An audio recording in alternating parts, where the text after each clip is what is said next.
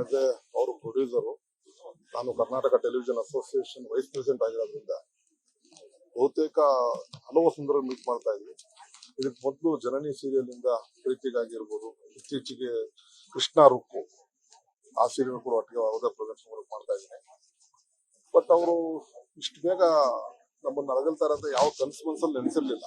ಬೆಳಿಗ್ಗೆ ಮೆಸೇಜ್ ಬಂದ ತಕ್ಷಣ ಶಾಕ್ ಆಗೋಯ್ತು ನನಗೆ, ಇದೇನು ಫ್ರಾಂಕ್ ಮಾಡ್ತಾ ಇದಾರ ಅಥವಾ ಸುಮ್ಮನೆ ಏನಾದ್ರು ತಮಾಷೆಗೆ ಮಾಡ್ತಾ ಇದಾರ ಅಂತ. ಬಟ್ ಆಮೇಲೆ ಕನ್ಫರ್ಮ್ ಮಾಡ್ಕೊಂಡ್ಮೇಲೆ ಬಹಳ ದುಃಖ ಆಯ್ತು.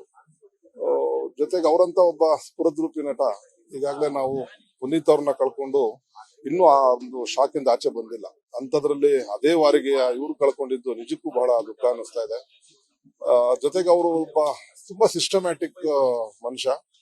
ಪ್ರೊಡಕ್ಷನ್ ಇರ್ಬೋದು, ಆಕ್ಟಿಂಗ್ ಅಲ್ಲಿ ಇರ್ಬೋದು, ಅದೇ ಪ್ರೊಡ್ಯೂಸರ್ ತುಂಬಾ ಡಿಸಿಪ್ಲಿನ್ ಆಗಿ ಮೇಂಟೈನ್ ಮಾಡ್ತಾ ಇದ್ರು. ಅವರ ಪ್ರೊಡಕ್ಷನ್ ಅಲ್ಲಿ ಯಾವುದೋ ಒಂದು ರೀತಿಯ ಕಪ್ಪು ಚುಕ್ಕೆ ಇರಲಿಲ್ಲ. ಕಲಾವಿದರನ್ನ ಅಷ್ಟೇ ಗೌರವದಿಂದ ಕಾಣ್ತಾ ಇದ್ರು, ಮತ್ತೆ ಟೈಮ್ಗೆ ಪೇಮೆಂಟ್ಸ್ ಎಲ್ಲ ಇದು ಮಾಡ್ತಾ ಇದ್ರು. ಬಟ್ ಅವರು ಕೂಡ ಒಂದು ಜಿಮ್ ಬಾಡಿ ಅವ್ರದ್ದು, ಯಾವಾಗಲೂ ಅಥ್ಲೆಟ್ ಬಾಡಿ ಅವರು, ವರ್ಕೌಟ್ ಮಾಡ್ತಾ ಇದ್ರು, ಸ್ವಿಮ್ಮಿಂಗ್ ಮಾಡ್ತಾ ಇದ್ರು. ಇತ್ತೀಚೆಗೆ ನಡೆದಂತ IPL ಇದು ನಮ್ಮ ಟೂರ್ನಮೆಂಟ್ ಗಳಲ್ಲಿ ಭಾಗಿಯಾಗಿದ್ರು.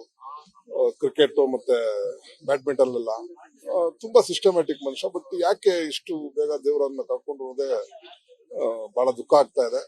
ಬಟ್ ದೇವ್ರನ್ನ ದಯಾಮಯ ಅಂತೀವಿ ಅಂತ ನೋಡಿದಾಗ ದೇವರಿಗೆ ದಯೆ ಇಲ್ವೇನೋ ಅನ್ನೋ ಒಂದು ಭಾವನೆ ಮೂಡ್ತಾ ಇದೆ. ಅವರಿಗೆ ಮತ್ತೆ ಅವರ ಕುಟುಂಬದವರಿಗೆಲ್ಲ ಒಂದು ಶಕ್ತಿಯನ್ನು ಭರಿಸೋ ಶಕ್ತಿ ಕೊಡ್ಲಿ ಅಂತ ಭಗವಂತ ಪ್ರಾರ್ಥಿಸ್ತೀನಿ. ಇನ್ನೇನು ಜಾಸ್ತಿ ಹೇಳಕ್ಕಿಲ್ಲ ಮೇಡಮ್. ಅವರ ಒಂದು ಡಿಸಿಪ್ಲಿನ್ಗೆ ಒಂದು ಬೆಲೆ ಇಲ್ಲ ಅಂತ ಆಯ್ತು ಅಂತ ದುಃಖ ಆಗ್ತಾ ಇದೆ ಅಷ್ಟೇ.